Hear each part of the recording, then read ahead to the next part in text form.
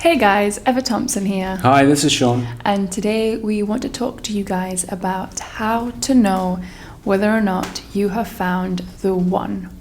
Now, maybe you suffer from ROCD or relationship anxiety or even RJ, and this is a question that is playing on your mind. Often we get into relationships and the beginning is pretty amazing, like we call it the honeymoon phase, don't we? Yeah, you get butterflies in your stomach, you're excited to hear from them, you're anticipating messages and phone calls, and all the other person's idiosyncrasies, so all of their quirks and things that you are very strange and a bit different, you enjoy about them, right? Yeah, and then, fast forward a few years later or even a few months later, and those things that you found cute or funny or sweet may start to annoy you. You may start to not fall out of love, but reality and routine just gets the better of you.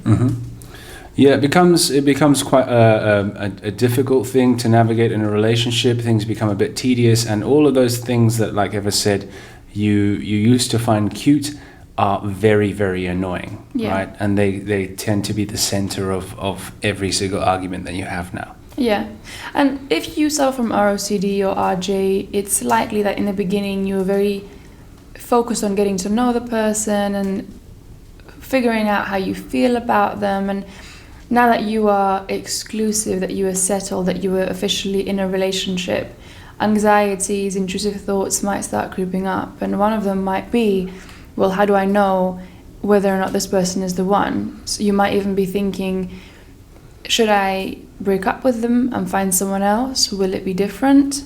And we can find coping mechanisms during this phase, such as whether it's alcohol, whether it's just watching a lot of TV, whether it's having an affair, smoking, just screen time, like on your phone. That distraction, that's sort of getting away from the reality. But the reality is that the person that you found is really the person that you need to focus on, right?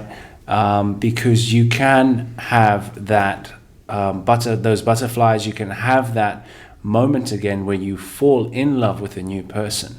But what will happen time and time again is that will fade, and it will be the same thing. All relationships operate in cycles. So you go through that phase of the butterflies, the anticipation and everything else, and then you get to the seemingly boring, bare bones, nitty gritty relationship, and reality hits, and then you start to question whether or not this is the person for you. So the key to any relationship is not necessarily finding the right person. There are potentially different Mr. Rights and Mrs. Rights or whatever, and the wrong ones as well. But it's about making the relationship with the person that you are with right, because they are the ones that you need to love, need to nurture, and need to spend your time with if you want it. It is your choice ultimately. Yes, it's your choice ultimately.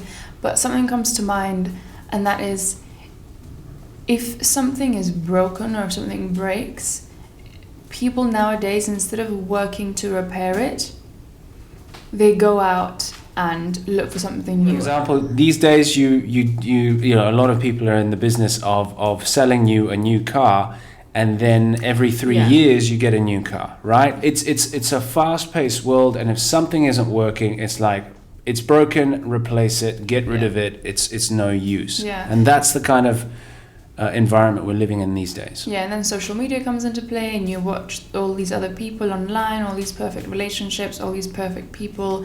Could they be better than my partner? Are they better for me than my partner is? Is my relationship not going the way it should be?